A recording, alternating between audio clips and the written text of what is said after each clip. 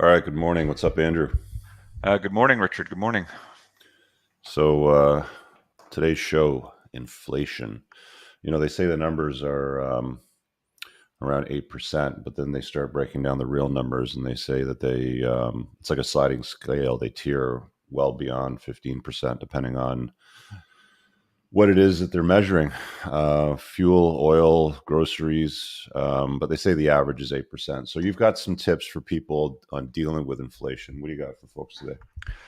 Yeah, so I was asked to do a show about rising costs of living, which obviously is inflation and how things are increasing in price in our everyday lives, and how to adjust for that. This kind of ties in with previous shows we've done on budgeting because everything comes down to budgeting. You really need to be on top of your budget in order to accommodate cost of living increases, which occur occasionally. Obviously, right now we're going through a very rapid increase. So obviously, our viewers know that cost of groceries have gone up, cost of gas has gone up, cost of heating and electricity has gone up. Pretty much, cost of everything has gone up. If you're looking to buy anything, it's gone up. Cars, vehicles, boats, TVs, couches, furniture, whatever it happens to be, everything has gone up in price. So if you're out there shopping for something, you need to accommodate your budget accordingly. So I want to talk about how we can do that. Again, like I said, it ties in with previous shows, and the two things that you need to look at or focus on is how do you accommodate that is two things. One, you either increase your income in your budget. So if it's just yourself in the household and then you're a single individual, then you need to increase your specific income. If you're a household income of two people, then you need to collectively increase the household income. So that's one way you can accommodate for increase in living expenses. And the other way you can deal with that is lower your overhead, which is your expenses. Obviously, if you can do both of them simultaneously, you're in a much better position. You can do a lot more with your money if you're increasing your income and decreasing your expenses. So, obviously, I want to talk about the income part first. I'm sure you've touched on this in previous shows as well, but if you are struggling to accommodate increase in living, you can change your income situation. That means you can approach your employer and ask for a pay raise if your employer is willing to give you one. You can ask your employer to change the incentive program, which could include bonuses or commissions. You can potentially look for second job, part-time job. There's obviously a lot of those driving businesses around now for eating ventures, restaurants that are looking to do takeout or delivery services, so you can get money on the side for businesses like that. Or alternatively, you can seek alternative employment elsewhere. You can find yourself a job that pays you better based on your current situation and predicament, based on your residential accommodation, where you might be living, where your current workplace might be located. There's so many different avenues you can look at about changing your income situation if things are tight, rather than just sitting and accepting what's going on and struggling. So that's the first thing, is changing your income. You, your spouse, whoever it is that lives in your household, you can look into those avenues. Do you have anything to add to that, Rich? It's a bit of a problem, isn't it? Because most people don't have the option to just go to their boss and say, well, inflation's gone up to 8, 15%. I'd like an 8 to 15% raise, right? It'll, Because things don't work that way, right? You'll get a raise based on performance, and most companies, they don't go beyond 4 or 5% under normal circumstances. There's exceptions, of course.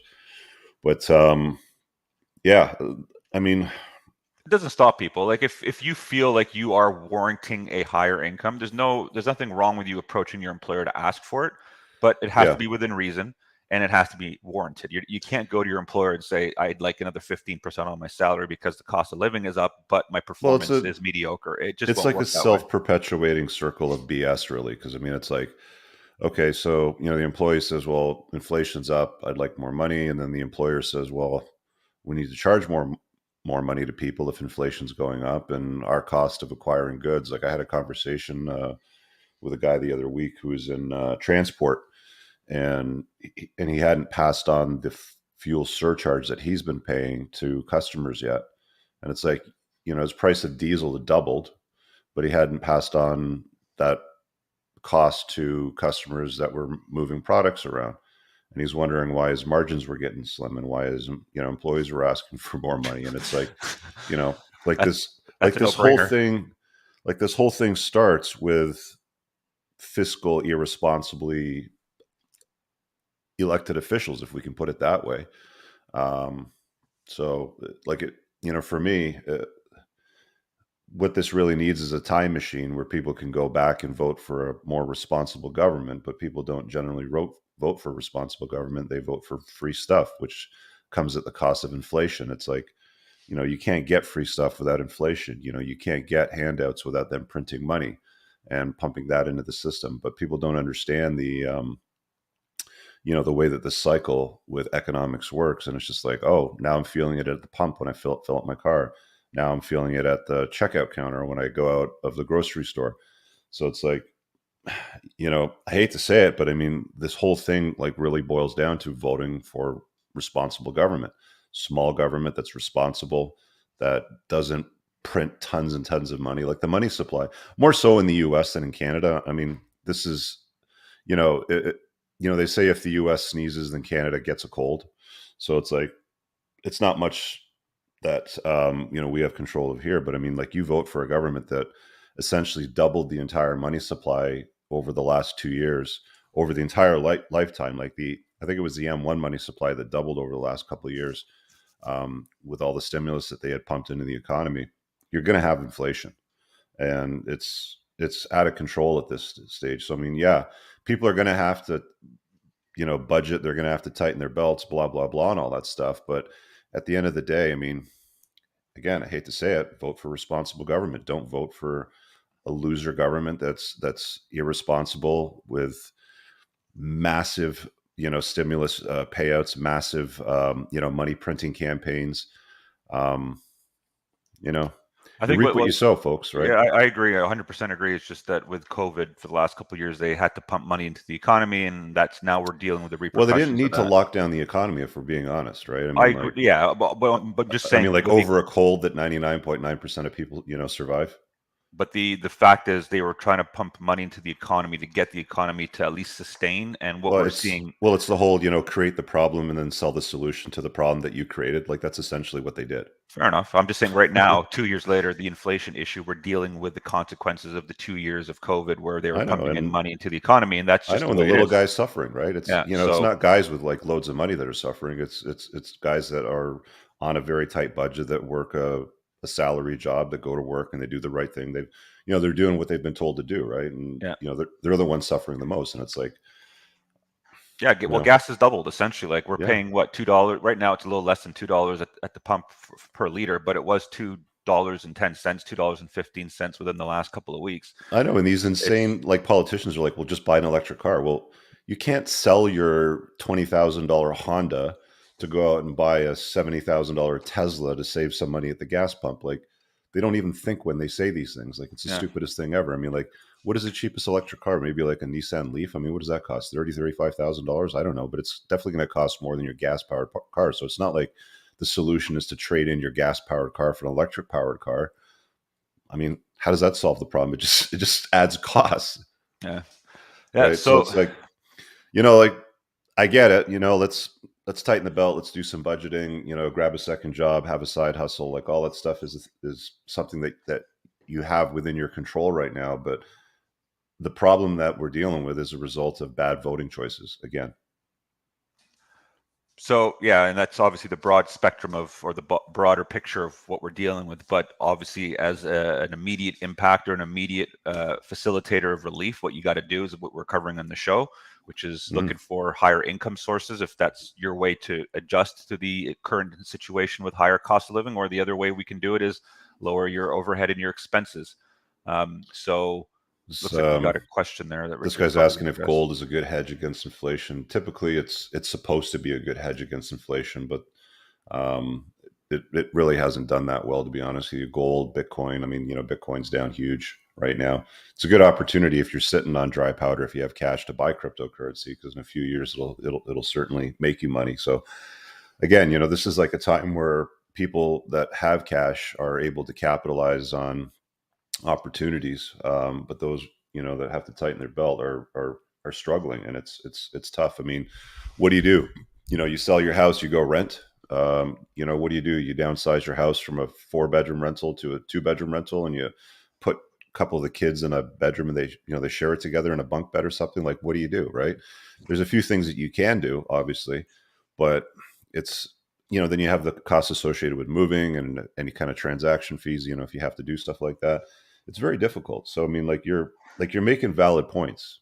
You Yeah. are, but And you got to you look know, at your situation for your specific situation, because for someone who is working remotely, which still a lot of people are, if you are which are living, taken away too. Like a lot of employers are saying, okay, now it's time to come back to the yeah, a office. lot of them are, but some still can work remotely. I know a lot of people that still work remotely and are told that they won't be returning to the workplace or to the actual business's workplace, so they can continue to work remotely. If that's the case, and you live in an area which is highly expensive, such as the Greater Toronto area, such as the Greater Vancouver area, places like that, if you're living in a highly cost expensive area, you can certainly downsize or move out of that area into a suburb of the area, still work remotely. You don't have to worry about gas costs because you're not traveling or commuting to and from work every day if you're working from home.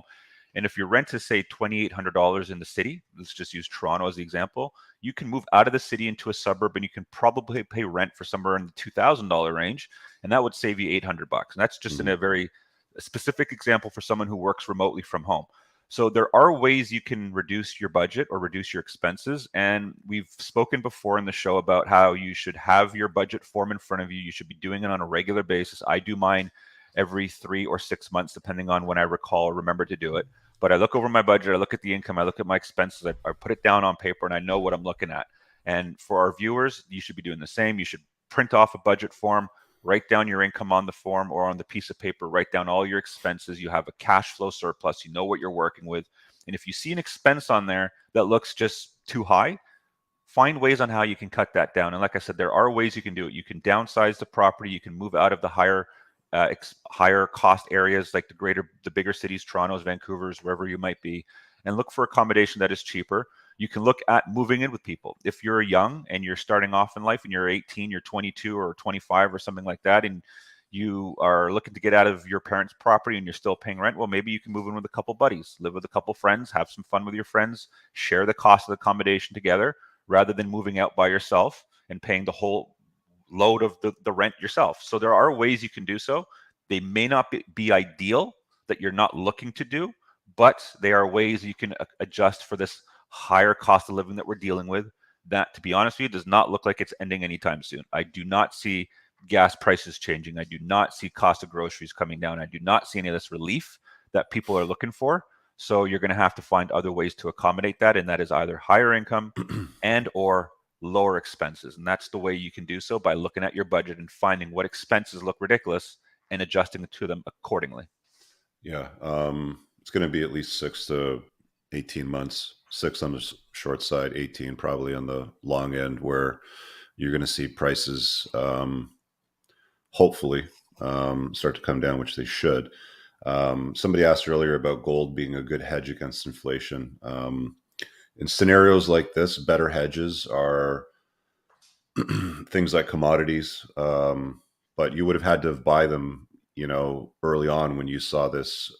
Like, people aren't attentive to these things, right? I mean, if you're attentive to the way the market's going and you start to see prices increase and you start to see turmoil in the economy, had you bought oil and gas stocks, that would have been a great hedge against the inflation. Had you bought uh, things like coal stocks or ETFs, that would have been a good hedge against it as well. But again, these are things that most people don't pay attention to. They're performing very well. They're going to continue to perform well. I mean, if you had a petroleum company or an oil and gas company, I mean, with the price of gas, it's about $2 a liter here right now in the GTA. It's probably going to keep going up. It could go up to 2.25 to 2.50, maybe even three. Who knows? They're basically saying the price of fuel at the pump in the U.S., because they price it per gallon, is probably going to hit about $10 before you'll start to see it cool down. So I know the U.S. has been talking or perhaps initiated. I'm going to have to double check that, but I think they've lowered the taxes, the percentage rate of fuel taxes, which should cool down the price of fuel a little bit for people. The Canadian government hasn't offered that to anybody yet, and we've got huge taxes at the pump. Most pumps have like a breakdown, like you'll see a sticker on it saying this is the cost of fuel, this is the cost of provincial tax, this is the carbon tax, this is the other tax, the federal tax sort of thing. So one of the I think they removed that. I haven't seen that at the pump in a while, but they used to have yeah, that, and I thought a lot of they've people, taken the stickers off, but I yeah, mean the they've been peeling taxes them off. still remain. They've taken the stickers off because it's embarrassing, right? Because the amount of taxes that we're paying at the pump are utterly ridiculous. Considering we've got so much oil and gas here in Canada, but we don't produce it now. Again, bad fiscal policy by an irresponsible government. You want to solve this problem, you're not going to solve it overnight, but next time you have an opportunity to vote for a government that's responsible. Small government, low taxes, doesn't print a shit ton of money, that kind of stuff. But you've given people some good advice, on a short-term basis. Go around your house and look for stuff that you don't use. Throw it on Facebook Marketplace, Kijiji, unload some crap, sell it off for cash. There's a few things that you can do, but yeah, that's what we got for you guys today. Yeah. So that's the tips for the viewers that are looking to try to minimize their damage on their budget, If you increase their have debt, why income, don't you talk lower about, expense. the ticker down there? Yeah. Yeah, so Richard just put up the ticker at the bottom of the screen there, and it's essentially just saying for those that are looking for help with your debt, reach out to us at www.totaldebtfreedom.ca or give our office a call. We will schedule you in a consultation. You'll have to book that call with the representative, and we can discuss your situation. The initial call is not that long. It's usually 15 to 20 minutes. We will tell you if you are a good fit and if your debt qualifies for our program. If it does not, we will refer you to a program or service that would be best in your situation to help you with your debt problems. You have to have $15,000 of unsecured debt to qualify. You have to be Canadian. You can be an expat if you are a Canadian citizen that incurred Canadian debt but now live abroad, we can still help you. It has to be Canadian debt with Canadian creditors.